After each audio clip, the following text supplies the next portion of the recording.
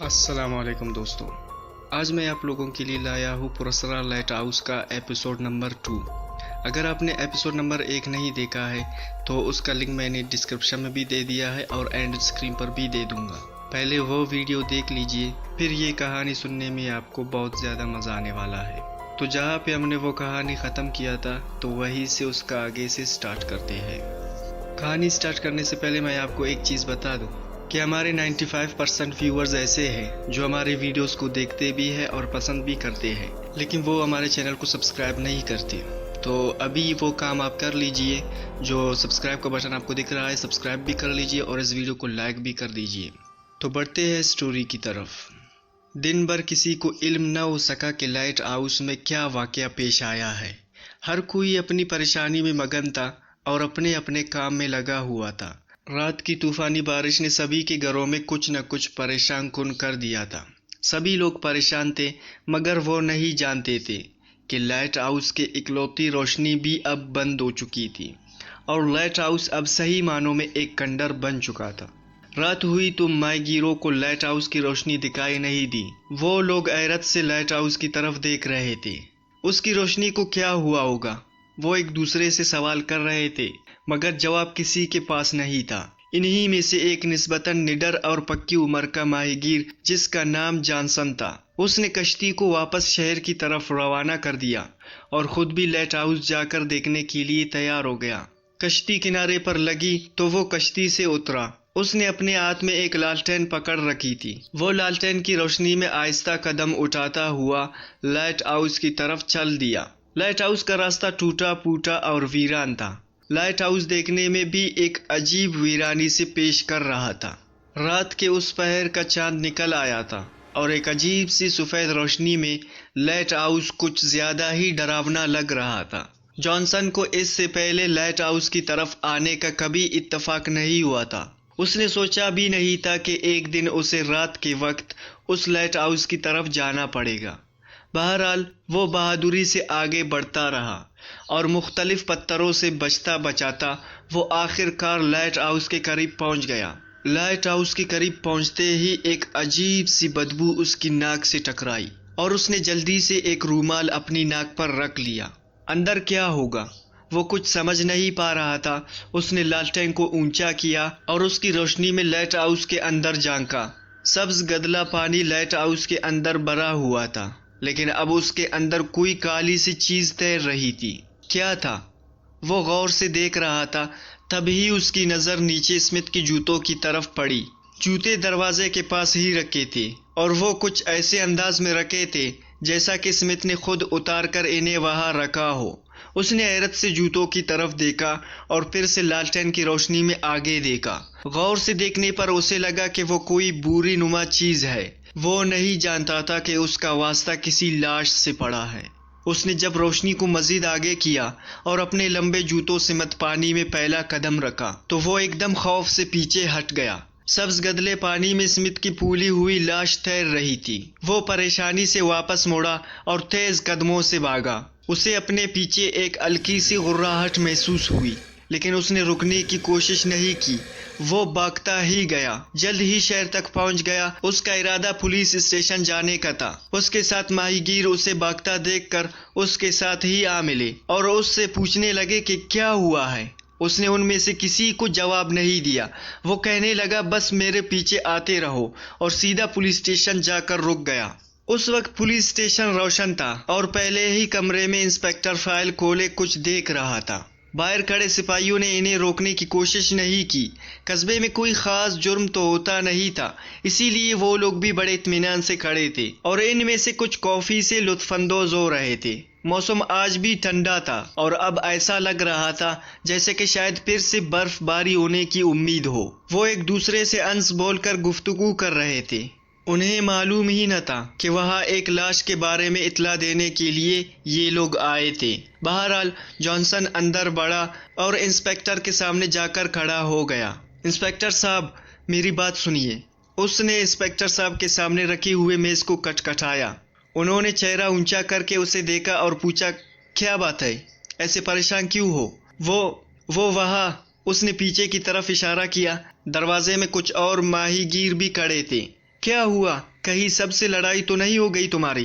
Inspector صاحب اٹھ کر کھڑے ہو گئے۔ کیا بات ہے، سب بتاؤ۔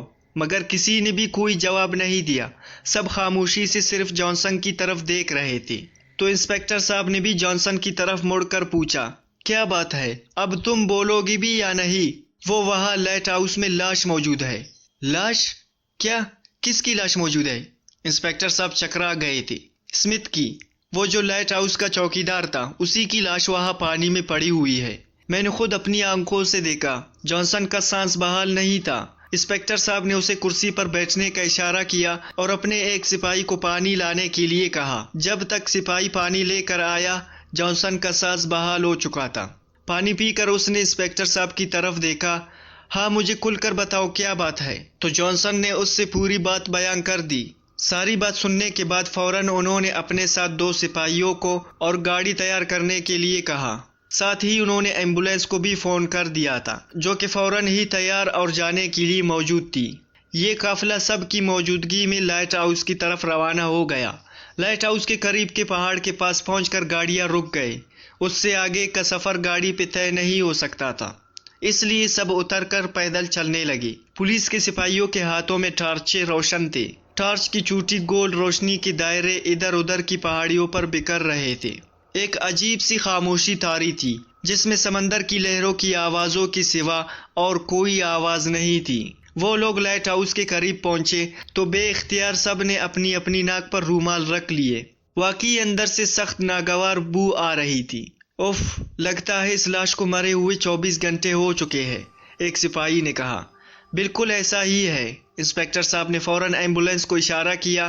اس میں سے 2 افراد اترے اور اسٹریچر لے کر تیزی سے لائٹ ہاؤس کی طرف بڑھے۔ لائٹ ہاؤس کے پاس جا کر انہوں نے اپنے لمبے رین جوتے پانی میں ڈال دیے اور جا کر مشکل سے اسمتھ کی لاش کو اسٹریچر پر ڈال کر باہر لے کر آئے۔ اسمتھ کی لاش پانی میں پڑے پڑے پھول چکی تھی اور اس کی حالت بہت ہی خراب تھی۔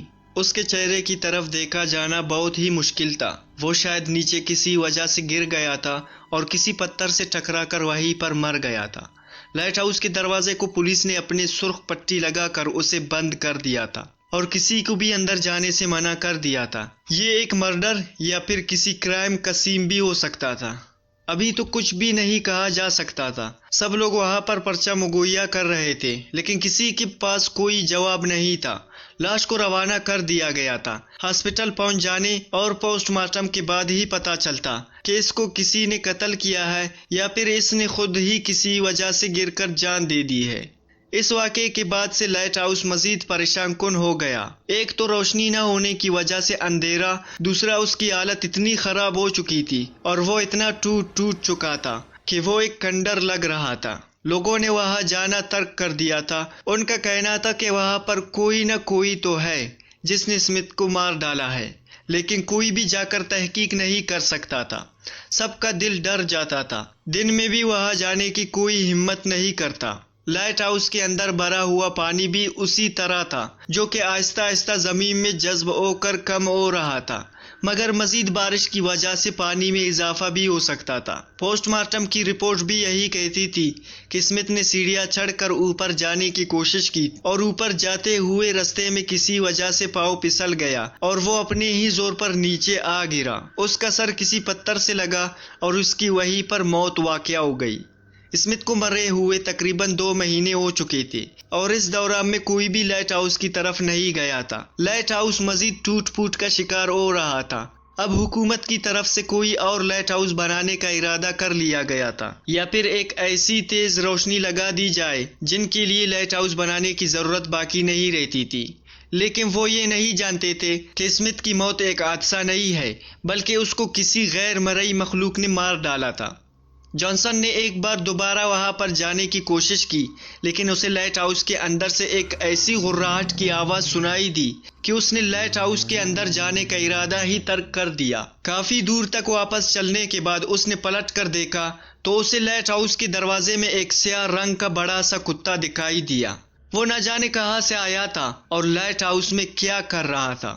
اسے کچھ سمجھ نہیں آئی تھی، مگر اس کے دیکھتے ہی دیکھتے وہ کتا واپس لائٹ ہاؤس میں گھس کر غائب ہو گیا۔ شاید کھنڈر بن جانے کے بعد ایسے آوارہ کتوں نے اسے اپنا گھر بنا لیا تھا۔ میرا خیال ہے مجھے یہاں نہیں آنا چاہیے تھا، جانسن نے سوچا اور اس کا رخ اپنے گھر کی طرف ہو گیا۔ اس دن کے بعد سے کسی نے بھی لائٹ ہاؤس کی طرف جانے کی ہمت نہیں کی، لیکن اس سیاہ کتے کے واقعات سب کی زبان پر تھے۔